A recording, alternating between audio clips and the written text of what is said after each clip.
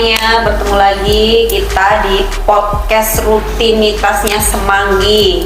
Kali ini gilirannya di cabang kota Surabaya Barat. Di sini kita akan bedah buku ya Mas ya. Iya. Sebelumnya perkenalkan dulu mungkin kita sedang ada narasumber dari kota Surabaya Barat dengan Mas siapa? Saya Ucup dari Konsep Surabaya Barat. Divisi apa Mas Ucup? Logistik. Logistik. Nah, satunya? Kalau saya Yosi, biasa dipanggil Pak Idi Dari? divisi support. Saya manggilnya Pak Idi berarti. Pak Idi ya, Di panggilan sayang itu. Kali ini kita mau bedah buku ya. Bedah bukunya apa itu? Judulnya How to Win Friends and People. dari Dale Carnegie.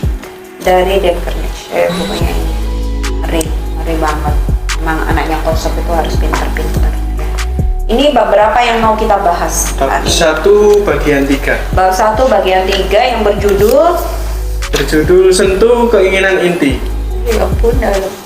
Mungkin bisa dijelaskan Mas apa sih yang maksudnya sentuh keinginan inti itu apa dari Bang Yos? Silahkan. Mungkin sebelum kita langsung masuk ke bagian intinya dulu. Ini di sini ada beberapa kisah. Yang pertama itu dikisahkan dari kisahnya pemilik Apple atau founder Apple, Steve Jobs. Nah, di tahun 2000-an, 2000 awal, sekitar 2002, 2003 itu seorang Steve Jobs itu mempunyai keinginan. Jadi gimana caranya semakin lama orang itu akan dibilang semakin malas. Nah, kenapa dibilang semakin malas? Karena semua keinginannya itu harus terpenuhi dengan sebuah device atau sebuah gadget, baik itu berupa tablet, berupa handphone dan lain sebagainya. Nah, itu di situ akhirnya dari Steve Jobs sendiri ketika mempresentasikan ke koleganya atau ke yang bilang pesaing bisnisnya, pesaing bisnis, kompetitor atau dibilang kompetitor, itu dia ditertawakan karena apa?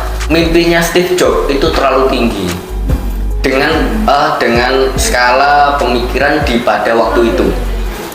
Nah, Steve Jobs punya impian yang berawal dari kamera. Kamera itu semua kegiatan itu jika direkam itu bagaimana. Nah, kita tahu bahwa ada kamera Kodak yang dulu pakai film itu. Nah, gimana caranya Steve Jobs, karena dia punya basic di bidang telekomunikasi, gimana caranya handphone ini itu ada kameranya. Dia bisa ngambil gambar, dia bisa ngambil video, dia bisa ngerekam audio dan lain sebagainya. Nah, dengan kapasitas di waktu itu, impian Steve Jobs ini sangat tinggi, akhirnya ditertawakan. Tapi Steve Jobs di sini sangat percaya bahwa suatu saat dia harus bisa mencetak itu. Nah, akhirnya dari awal 2002 sampai sekarang itu presentase saham, kita bilang jual beli saham itu sangat tinggi, bahkan bisa sampai naik di 4.856% dari tahun tersebut. Nah, di sini nih dengan keinginan inti Steve Jobs yang seperti itu, maka kita harus bisa mempercayai hal tersebut. Benar, semua itu berawal dari mimpi, cuma yaitu tadi, kita jangan hanya bermimpi tapi berusahalah untuk meraih mimpi tersebut, seperti itu. Jadi yang dimaksud apa judulnya tadi? Keinginan inti. Sentuh keinginan inti itu adalah menurut Bang Yosi, jika kita punya impian atau keinginan itu semestinya kan diupayakan untuk diwujudkan. Nah, terus sebenarnya yang dilakukan Steve Jobs itu kan kalau dari lihat ceritanya sebenarnya dia sih lebih ke menyentuh keinginan inti dari customer gitu betul. Ya. Jadi kalau biasanya buat para pengusaha atau pastinya itu lebih ke bingung branding, bingung ads, ya kan? Otomatis kan seperti kalau ini dalam buku ini itu kayak kita memaksa customer untuk membeli produk kita tanpa kita tahu sebenarnya kebutuhannya. Nah, kalau menurut Bang Ucup nih gimana? Ini seperti ada contoh seorang filsafat. Suatu hari seorang terkenal Ralph Emerson dan putranya berusaha memasukkan seekor anak sapi ke kandang. Mereka mengalami kesulitan, tetapi seorang asisten rumah tangganya mengetahui. Akhirnya asisten rumah tangga itu menolong. Kenapa kok sapi ini tidak mau masuk ke kandang? Ternyata intinya adalah sapi itu tidak mau masuk ke kandang. Sebenarnya dia ingin makan dulu, karena dia merasa lapar. Dia ingin mau makan dulu, meskipun didorong bagaimanapun, dia tidak akan mau masuk ke kandang. Akhirnya si asisten rumah tangga itu tadi memasukkan jarinya ke mulut sapi sebagai pengganti makanan. Oleh karena itu akhirnya sapi itu menurut. Jadi sebenarnya intinya adalah kita harus bisa mengambil hati konsumen atau customer untuk sebuah produk Atau lawan bicara kita. atau lawan bicara kita.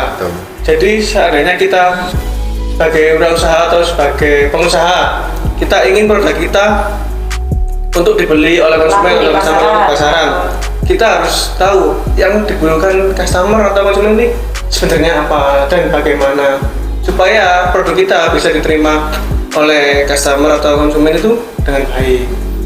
Jadi tidak perlu kita harus ngiklan, branding, ads dan lain segalanya.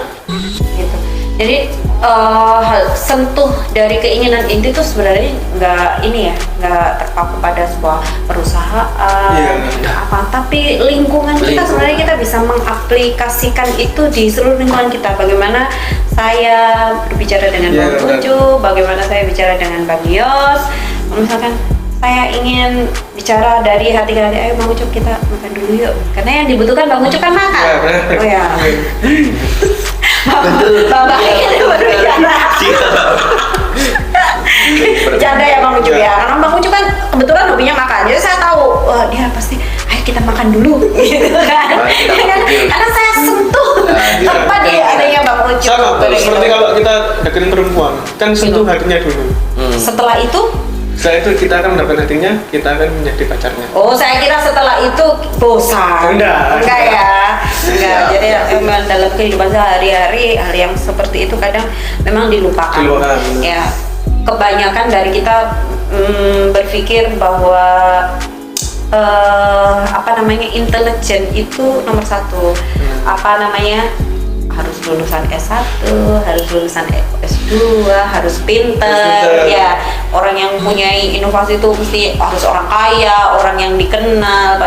Padahal seperti itu enggak. Orang biasa pun bisa menjadi excellent, orang biasa pun bisa disukai banyak orang asal dia bisa nyentuh hatinya itu. Mungkin ada pendapat lain atau dari Bang Yos selain cerita Steve Jobs? Mungkin kalau dari saya sendiri untuk keinginan inti ini sama halnya kita sebelum kita mengeluarkan suatu produk itu alangkah baiknya kalau kita berpikir dulu kebutuhan di lingkungan ini bagaimana sih, kebutuhan di lingkungan ini bagaimana. Misal ini seorang klien A mintanya produknya harus A, B, C, D. Seorang klien B bilang minta produknya harus E, F, G, H. Nah, ketika ini dari A, B, C, D, E, F, G, H, ini ketika dikomparasikan, ketika kita menarik kesimpulan, ternyata intinya itu harusnya seperti ini, seperti Z. Nah, seperti Z. Jadi kita harus komplikasikan A sampai Z ini dalam satu produk ini. Nah, nanti dengan kalau kita bicara masalah harga dibandingkan dengan smartphone, ada smartphone Android dan smartphone iOS, itu harga iOS lebih tinggi dari Android. Nah, cuma dengan brandingnya dia seperti itu, dengan ketahanannya seperti itu, dan dengan fitur-fiturnya dia yang seperti itu, akhirnya dia tetap survive di kalangan meskipun harganya tapi tetap aja. Jadi meskipun pada saat pandemi kalau pertama kali muncul iPhone 12 tetap aja ngantri, padahal itu pandemi. Padahal itu pandemi. Nah, Karena masyarakat merasa bahwa kebutuhan dia itu benar-benar sudah dikemas di sana. Kebutuhan aku butuh ini loh. Oh ternyata ada di produk ini ya. Itu kalau dari sisi pemasaran suatu produk. Kalau dari sisi sosial mungkin Bang Ucup pernah ngerasain yang namanya miskomunikasi sama lingkungan kerja, sama teman atau bahkan keluarga hanya karena kesalahpahaman.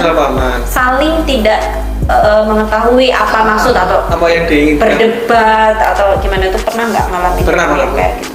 Sebenarnya kan kalau di lingkungan kerja kan, atau lingkungan masyarakat kan pasti kita miskomunikasi atau gimana gitu kan, maksudnya ada debat atau apa itu sebenarnya biasa. Makanya kan kita kalau bisa tuh kita harus tahu lawan bicara kita itu sebenarnya pinginnya atau apa, terus bagaimana caranya. Itu ya bener kayak yang kita bedah buku ini, sentuh keinginan inti lah. Intinya dia itu pinginnya sebenarnya apa.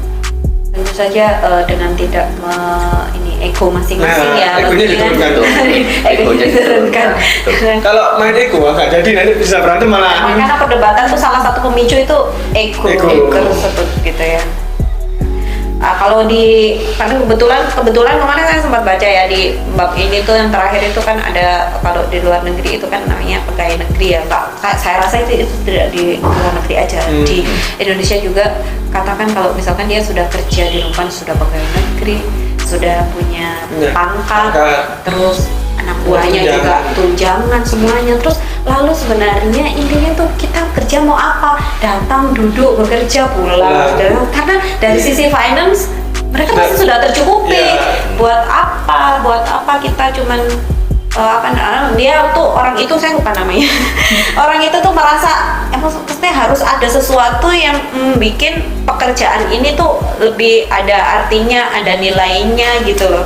Jadi sampai kayak gitu. Kalau misalkan kita bekerja aja, kita yang bukan pegawai negeri ya, kita yang bukan pegawai negeri aja datang terus kerja terus pulang tanpa sosial. Udah gajian, apalagi gajian pulangnya lebih cepat ya kan, nggak peduli temannya, tanpa menyapa teman. Atau kadang saya merasa iya ya, nggak usah pegawai negeri, kita aja yang biasa. Kadang kalau kerja pulang menurut kita ya cuman itu aja, padahal kan sosialisasi dengan orang kan itulah yang membuat lingkungan kita atau seorang itu merasa sayang sama kita, karena kita ada empati, ada care, saling ngerti satu sama lain gitu. Saya rasa bukan hanya untuk pimpinan ke bawahan, tapi bawahan juga dengan seluruh lingkungannya termasuk dengan atasannya pun harus menggunakan metode ini. Sentuhan. Lagunya gimana? Lagunya? Oh, lagunya Dewa. Sentuhlah dia tepat di hatinya. Oke. Ya, jadi mungkin ada tambahan lagi? Ada yang mau disampaikan? Mungkin yang bisa bermanfaat buat para pendengar yang lagi melihat podcastnya dari Semanggi ini. Tambahnya ya mungkin intinya itu yang diinginkan customer atau lawan bicara kita itu seperti apa supaya kita bisa mendapatkan hasil yang maksimal. Betul. Ya. Dari Bang Yos? Mungkin kalau tambahan dari saya, kita sama-sama tahu lah. Maksudnya gini, ketika kita bicara itu tentang branding, tentang suatu produk atau dengan customer atau itu dengan lawan kata bicara kita, itu sebaiknya kita harus tahu dulu. Kita harus bisa melihat dari sisi kita apa yang kita ucapkan, dan ketika kita harus bisa nerima dari sisi dari lawan bicara kita. Ketika kita mengucapkan seperti ini, kira-kira kalau dia mengucapkan ke saya seperti ini, reaksi saya bagaimana? Mungkin seperti itu. Ya, kayak gitu ya. Jadi memang sentuh keinginan inti itu tidak hanya untuk di kalangan perusahaan atau pedagang atau ini ya, tapi di lingkungan kita semua kita bisa mempraktekkan ini. Betul. Untuk bisa menjadi seseorang yang sukses, untuk bisa menjadi seseorang yang bijak, untuk menjadi seseorang yang selalu disayangi oleh semua orang. Itu sebenarnya mudah sekali. Dan tidak menimbulkan perdebatan. Nah, itu penting. Oke. Sekian podcast dari Kosong Surabaya Barat. Semoga bermanfaat untuk semua pendengar atau para subscriber subscriber Semanggi University. Sukses selalu untuk kalian semuanya, tetap positive thinking dan sampai jumpa. Jangan lupa jaga kesehatan. Oke.